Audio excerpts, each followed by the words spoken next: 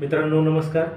Legal knowledge with advocate वनपाल या आपल्या यूट्यूब चॅनलमध्ये आपल्या सर्वांचं पुन्हा एकदा सहर्ष असं स्वागत आहे. मित्रांनो, आज आपण नवीन अशा टॉपिकवर चर्चा करणार आहोत आणि त्याचं नाव आहे जो GSTR 9 आणि 9C या विषयावरती आपण आज चर्चा करणार आहोत. मित्रांनो, आज या टॉपिक घेण्यामागचं कारणही असंच आहे. या GSTR 9 आणि 9C याचा जो कंप्लायन्स आहे तो जीएसटी रजिस्ट्रेशन घेतलेल्या टॅक्सपेयर्सना करणं बंधनकारक असतं. बऱ्याचशा GST 2017 पासून आज तागायत 2025 आल्यानंतरही बऱ्याचशा टॅक्सपेयरच्या मनामध्ये संभ्रमाची अवस्था निर्माण असते की मी GST 9 हा रिटर्न भरायचा की नाही भरायचा. तर मित्रांनो, आज या व्हिडिओमध्ये आपण सर्व तुमच्या ज्या शंका आहेत त्याचं निरसन करणार आहोत. मित्रांनो, आज GSTR 9 हा जो ॲन्युअल रिटर्न असतो, कसला रिटर्न आहे? ॲन्युअल रिटर्न आहे. ॲन्युअल रिटर्न जो आहे तो आपल्याला दरवर्षी तुम्हाला भरायचा असतो.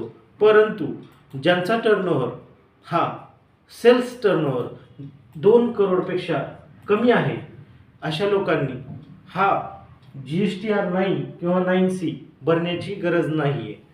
त्या लोकांसाठी GSTR 9 भरण्याची गरज नाही आहे.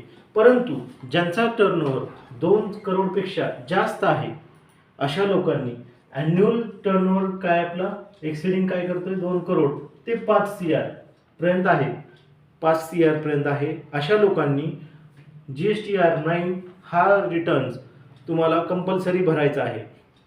आता 9C कशासाठी आहे?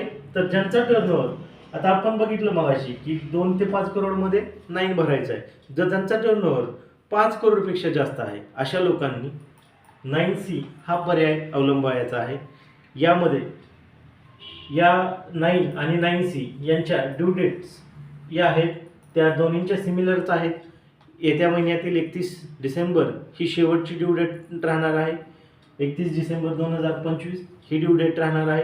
यामध्ये आपण करंट फायनान्शियल इयरचं GSTR 9 आणि 9C हे भरा.